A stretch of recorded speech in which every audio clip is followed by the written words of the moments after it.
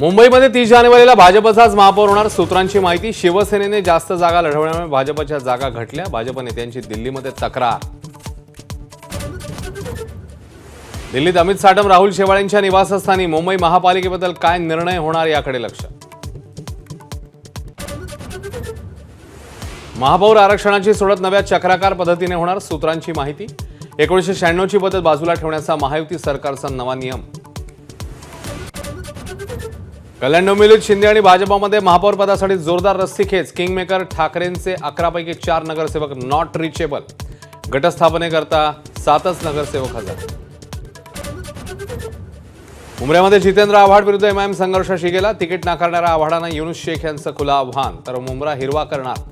नवनिर्वाचित नगरसेवक सहर शेख यांचं टोकाचं वक्तव्य.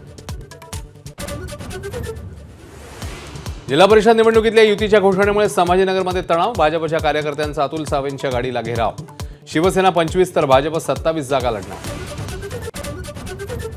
पालघरमध्ये वाढवण मंदिरा विरोधासह अनेक मागण्यांसाठी मार्क्सवादी कम्युनिस्ट पक्ष आक्रमक. लाल वादळाचा जिल्हाधिकारी कार्यालयासमोर ठिय्या.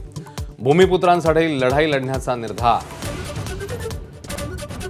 बिहारचे नितीन नवीन भाजपचे नवे राष्ट्रीय अध्यक्ष. सर्वात तरुण अध्यक्ष होण्याचा मान नवीन यांच्या नावावर. पंतप्रधान मोदींकडून कौतुकाचा वर्षाव.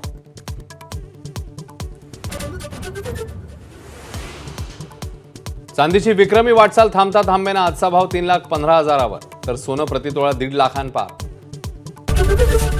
एबीपी माझा, उघडा डोळे बघा नीट.